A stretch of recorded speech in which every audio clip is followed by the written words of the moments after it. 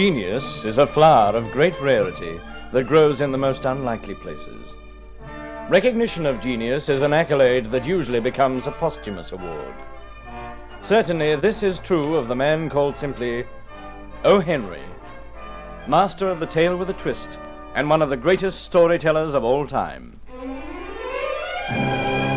The O.Henry Playhouse, dramatizing some of the most diverting stories ever told.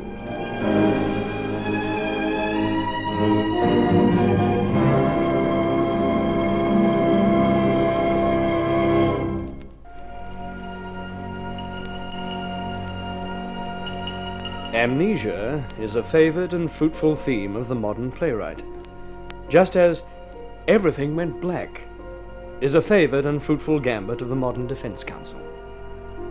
Plain men and women like ourselves tend to view both proceedings with a cynical eye. We ourselves never suffer from amnesia, we tell ourselves. And for us, nothing ever goes black. Well, not quite black. So to our story, A Ramble in Aphasia. So you won the case. I'm very glad for you, Paul. Thanks, Marion. I'm sorry I'm late. The corporation insisted on turning it on. I knew there'd be a celebration. I thought you'd be much later. I ducked out. Frankly, I've had it. Well, it's been a long, tough case. Company. Oh, Jim Volney dropped in. Oh, just Jim. I was scared I'd have to sit up and be polite. Congratulations, Paul. Oh, thanks, Jim. Glad it's all over. Now, speaking as a doctor, old boy, I don't like the look of you. Oh, let's have a drink. You, darling? Paul, why don't you listen to Jim? I've given up hoping you'll listen to me. No, Pax. Leave the lectures tomorrow. Tomorrow you'll be just as flat out on another case, if not 2 or 3. Yeah, seriously, Paul, you've got to slow up. Court, office, home. That's the only route you ever travel. Recreation, you read law books. I'm also an inveterate, if reluctant, first nighter, charity ball attender, opera box occupier. Ask my wife. Your wife has to find her interests where she may. I see no reason why your wife's husband shouldn't share them sometimes. Oh, don't take me too seriously, darling. I'm not complaining. Here. Thank you. Jim? Oh, thanks, Paul. I'll, just toss this down and push off. No, don't go on my account, Jim. Glad to have you keep Marion company. Very generous of you, Paul.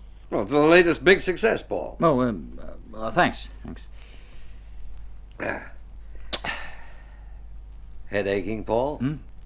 Oh, yes, a bit. Happens quite a lot lately. Look, I'm not your doctor, but I wish to goodness you'd go and see whoever is. Something's got to give, old son. You've been keeping this up for years. Yes, you could be right. I'll go and see him. I'll believe it when I see it. Only one way to get off a treadmill, son. Step off it. A treadmill? Well, I'll be getting along. I'll see you out. Night, Paul. Not Jim. There's no need at all to show me out. I know the way. A treadmill, eh?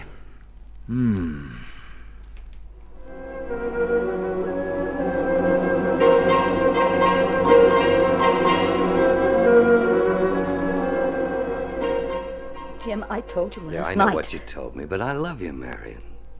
I loved you before Paul did. Well, if the marriage had worked out... Please, Jim. We've been over this and over it. All right. Well, I'll be getting on back to the surgery. I'll be getting myself talked about anyway, hanging around here. And that's something else, Jim. Your career. What a scandal would do to it. Rationalizations, Marion. But it's true. Oh, yes, it's true. Everything's true. It's true that I'm Paul's oldest friend. Tends to give me mixed feelings about trying to steal his wife. Paul doesn't give a hoot about his wife, and we both know it. Possibly true, possibly false. I said we both know it. Say, which side are you arguing on, anyway? Oh, Jim, what are we going to do? Oh, it's all right, darling. It's all right. I understand all the scruples. I got a bad case of them myself. But time's marching on, you know. Yes, I know. The years are passing, and they're so sterile. Look, this is it, Marion. Ultimatum. Either we face reality or... Or what, Jim? No. No, don't say it. Time's passing. Too fast. Jim. darling Jim. Oh, curse the thing. Shall I answer it? Something tells me you better. Yes. Yes, of course he did. Well, at the usual time. No, he said he was going straight there to the office. Have you tried... I see. Everywhere conceivable. But... No, I can't. I can't even think. Marion? It's about Paul. I know it sounds quite crazy, but he seems to have disappeared. Disappeared? Yes.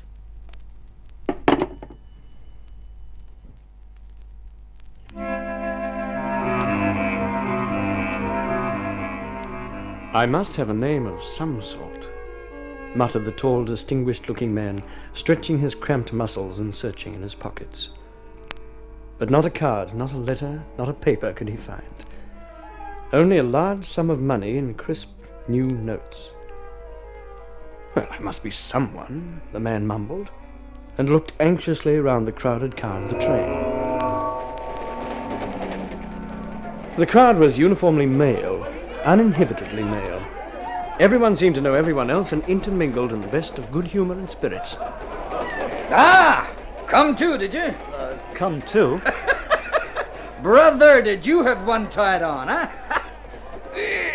First peep out of you since we came aboard yesterday. Yesterday. Boy, oh boy. Me? I'll hit the high spots when we hit New York, but you, brother, you're off to a head start. New York? You mean we're bound for New York? Oh, brother, did you have one tied on? Hey, you are one of us, aren't you? Oh, certainly. Sure. You know, a great idea holding a convention in New York. You know, I've never been east before. Boy, oh boy, will I tie one on. All these men Fastest set of druggists that ever went east. Druggists? Oh, yes, of course. Yeah, here's my business card. Thank you. R.P. Boulder, Baldwin Son, Hickory Grove, Missouri. I seem to be temporarily short of business cards.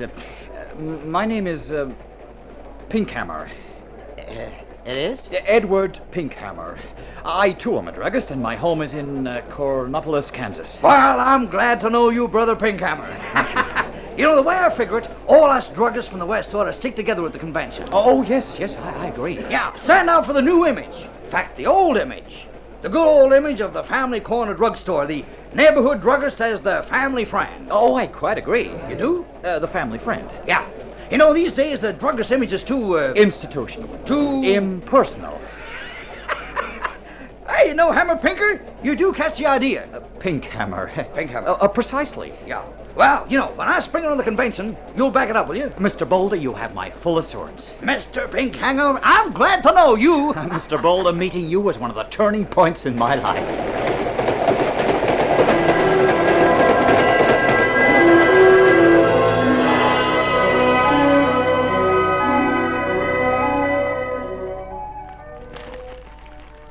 Morning, Pinkhammer. Thanks, waiter. Morning, Boulder.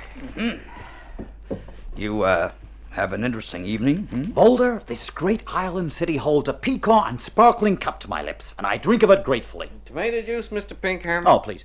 Boulder, the way I see it, the keys of Manhattan belong to him who was able to bear them. You must be either the city's guest or its victim. Hey, you know, you talk like a book, or a lawyer. I talk like a free man. A free man? Oh, thank you, waiter. Whoever and whatever else I may be, Boulder, something tells me for the first time in years I'm free. Well, aren't we all? Only reason we come to the convention. Hey, you know, it beats these fake amnesia cases any day. Amnesia? Amnesia, aphasia, well, call it what you like. Don't believe in it all myself. You know, you can put 9 or 10 of them down as frauds. Now, you take this Bellman. Who? Belford. Paul C. Belford. This big lawyer that's missing. Well, I know nothing about it. It's right here in the paper. Western paper, specially delivered. I can't stand these New York rags. Here, look. Oh, thank you. Paul Belford. Yeah. You know, the way I figure it, a man gets sick of his business and his folks, wants to have a good time. So he skips out somewhere, and when they find him, he pretends he's lost his memory. Don't know his own name, can't even recognize the strawberry mark on his wife's left shoulder. Amnesia! Huh. Give me a good old trade convincing any day, boy. Well, this one sounds to me a pretty genuine case. Well, what I mean is, why should a man like this, prosperous, respected, happily married, choose suddenly to abandon everything? Well, I know these lapses of memory do happen.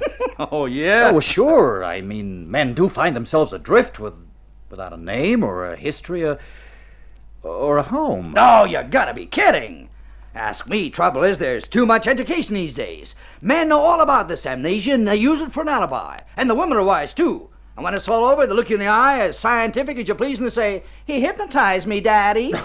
You're a cynic. More coffee, Mr. Bell? No, thanks. I got an appointment. Pinkhammer. Love that name.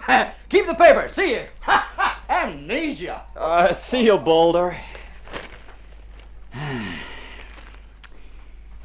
Mr. Belford is a distinguished citizen of the highest standing, and it is feared that overwork may have affected his mind. More toast, sir. Now, please. Well, hello, Mr. Belford. I beg your pardon. What the devil are you doing in New York? Mrs. B along, or is this a solo run, you old dog, you? I don't believe I know you, sir. Come off it. It's been a long time since you got me off that bunker rap, but I don't forget a face. Not old Merv Newman. How you been, Mr. Belford? You've made a mistake, Mr. Newman. My name is Pinkhammer. Pinkhammer? Yes, please excuse me. Well, how do you like that? I could have sworn that was Belford.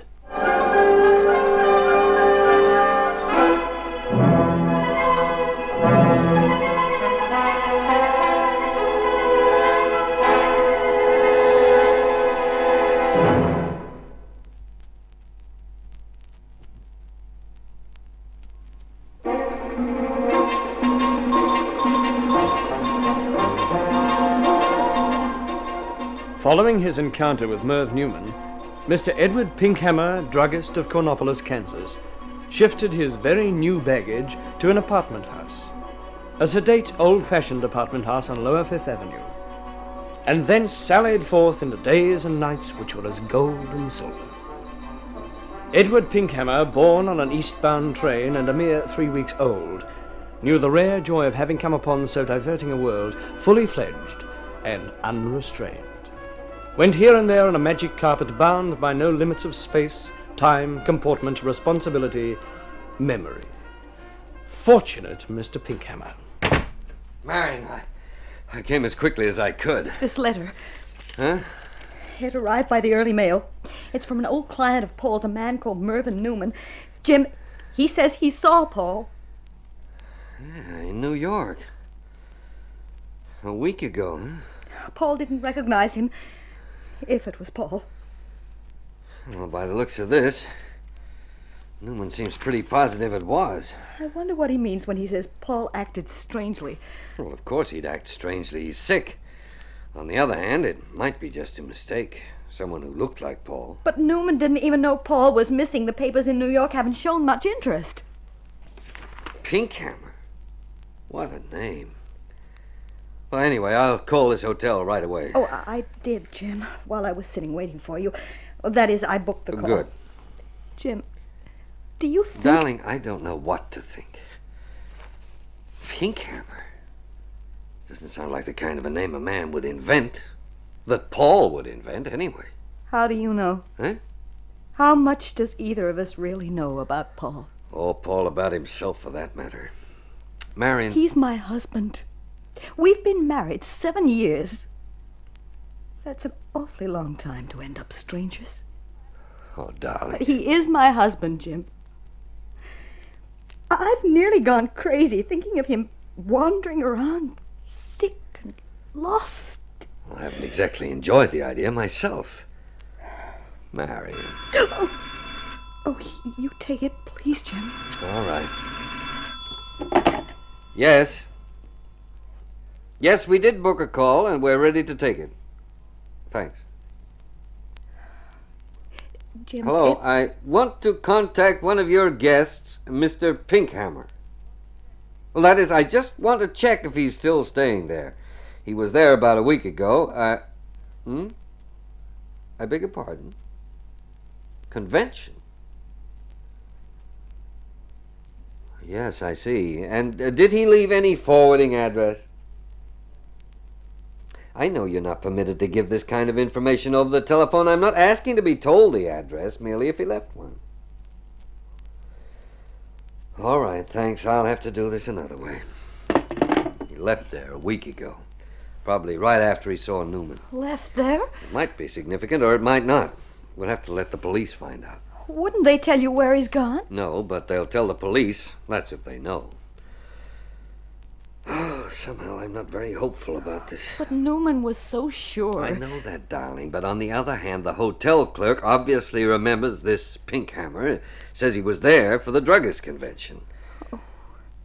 But, darling, don't look like that. Jim, you understand I can't even think about the future until he's found. Yeah, sure. There isn't any future until he's found.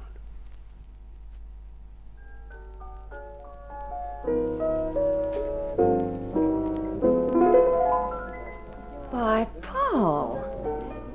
Paul? I beg your pardon? Paul Belford, after all these years. You sure you know me? No, Paul. I was never sure of that. Forgive me, but My friends have just left, and I was killing in time before an appointment. Now, I'm glad I did. Do sit down, won't you, Paul? You're very kind, but... Oh, come off it. You aren't afraid of me after all these years. Thanks, I will sit down. For Pete's sake, don't look so furtive. Rather well known around here, and I should hate to give the impression of picking up a perfect stranger. I'm sorry. So you should be. You haven't changed much, have you? This is the most curious... You're absolutely sure that I am Paul Belford? Sure. What on earth is this? Well, the fact is, the name ought to mean something to me. Look, what would you think if I were to tell you my name is Pinkhammer? Pinkhammer? Oh, you're kidding. Edward Pinkhammer from Cornopolis, Kansas. I think that you were in New York without Marion. Are you? You mean my wife? She still is, isn't she? You, haven't lost her one way or another. May I buy you a drink? Thanks. The usual. Oh, don't tell me you've forgotten. I'm sorry. That's not very flattering, Paul. You forced me to tell you I have forgotten. I see. Oh, not you. That is, it's not just you I've forgotten. It's everything. I've forgotten everything.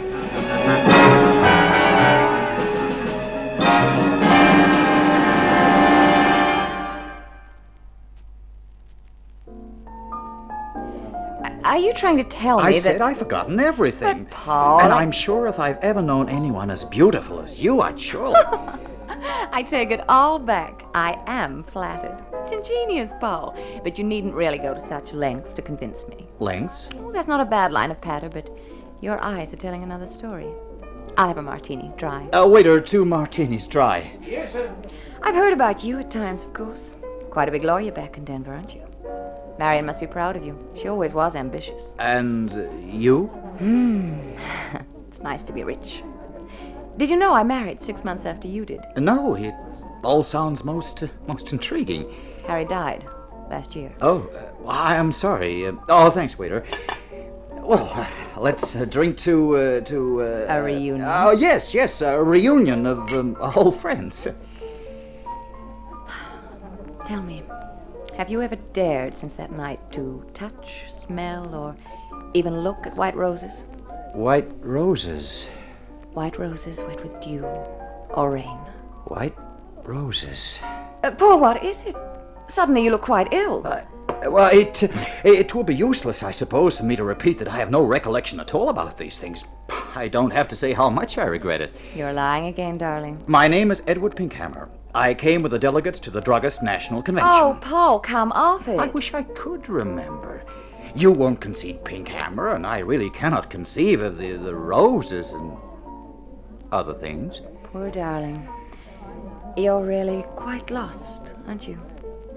Well, we'll have to do something about that.